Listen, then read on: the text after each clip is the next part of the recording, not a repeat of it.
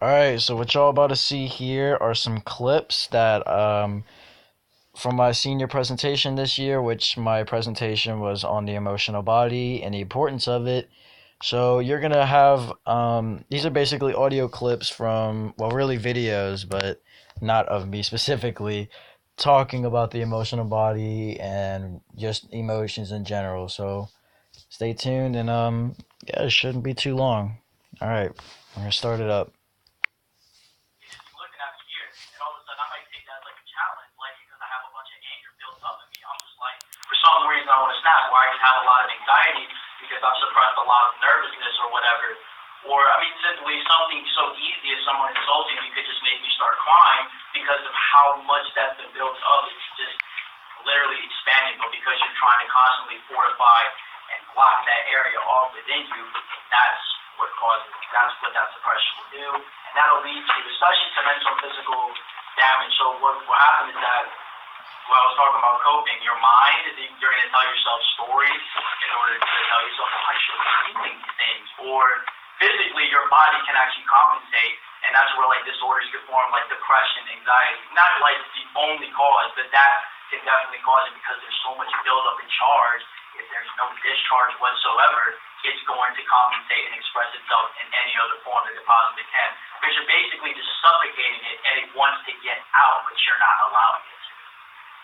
And then the reason why you, and then what happens is that because of those coping mechanisms, and because you can never really allow yourself to truly feel, you just be looking at those coping mechanisms, and because you can never really allow yourself to truly feel, you're never going to be able to be fully immersed in the present moment. You're just going to be off somewhere else. You can never truly experience a moment. You can never truly feel.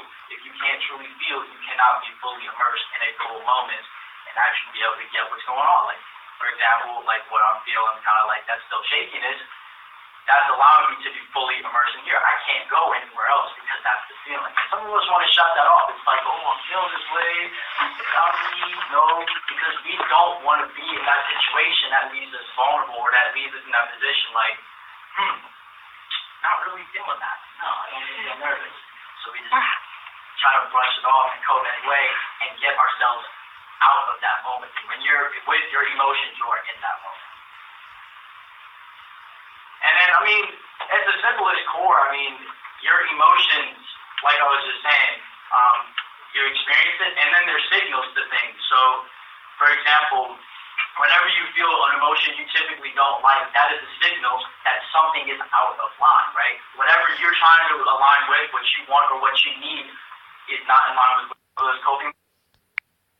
Your emotions, like I was just saying, you experience it, and then there's signals to things. So, for example, whenever you feel an emotion you typically don't like, that is a signal that something is out of line, right? Whatever you're trying to align with, what you want or what you need, is not in line with what you want, so you will have a negative response to it. You will have a negative signal. Or, if it's in line with what you want, you will have happiness, you will have prosperity because it's in line with what you're looking for. So, I mean, you can take emotions as a signal as well, which is another reason. If you don't have that signal, you're never going to know if you're actually in line with what you want, because you're constantly trying to think your way out of things and stuff. So, kind of a few methods that I have.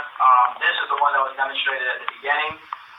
They use this a lot for trauma release and people who have PTSD coming out of military and stuff, because what happens is that, specifically with this one, is that, like I was saying, how we trap sometimes in our physical bodies.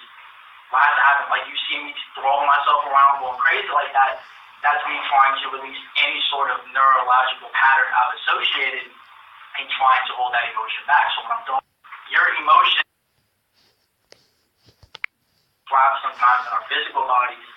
What has to happen, like you see me throwing myself around, going crazy like that, that's me trying to release any sort of neurological pattern I've associated and trying to hold that emotion back. So when I'm throwing myself around, I'm trying to get every possible lockup in me to allow that emotion to come through. And I mean, these kind of go hand, all three of these actually kind of go hand in hand.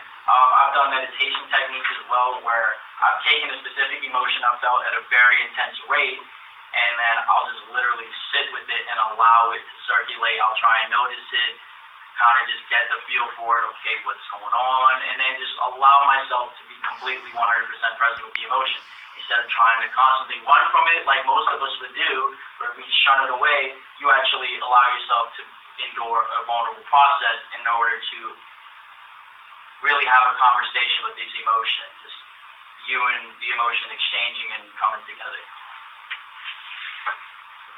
And this whole process, it's not about fixing anything. This isn't, I gotta fix my emotion. I gotta fix what I'm feeling. This is a process of coming back. Perhaps sometimes to kind of just get the feel for it. The way you and the emotion exchanging and coming together.